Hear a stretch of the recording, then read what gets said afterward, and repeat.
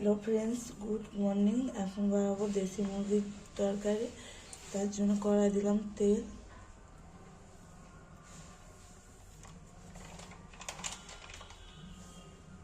কালারের জন্য অল্প করে চিনি দিলাম,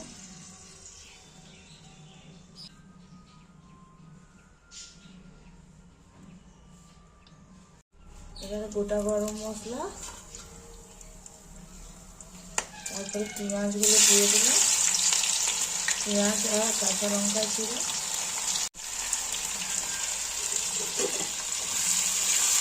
পেঁয়াজ ভাজা হয়ে আসলে চিনি দেবো, রসুন দেবো। এরপরে এর মধ্যে পরিমাণ মতো রসুন বাটা দেবো,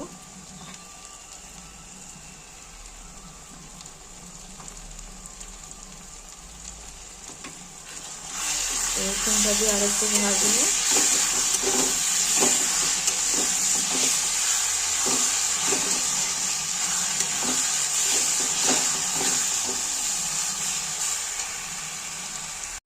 এরপরে এর মধ্যে দিয়ে দেবো আদা বাটা,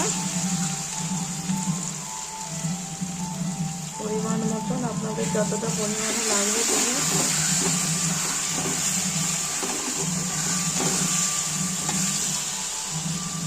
আর টমেটো,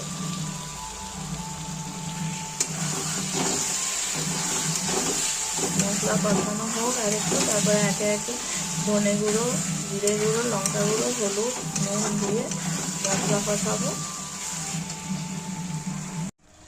এর মধ্যে এবার দিয়ে দিলাম গরম মশলার গুঁড়ো,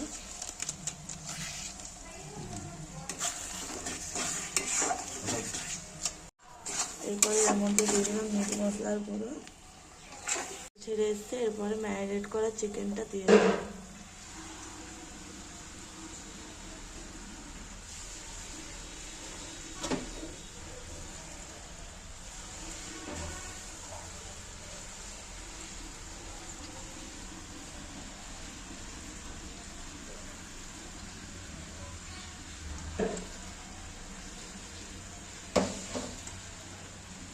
ভালো করে কষিয়ে নেব যতক্ষণ সিদ্ধ হচ্ছে।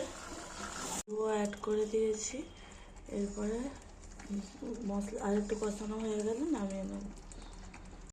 রেডি আমাদের দেশি মুরগির তরকারি। রেডি আমাদের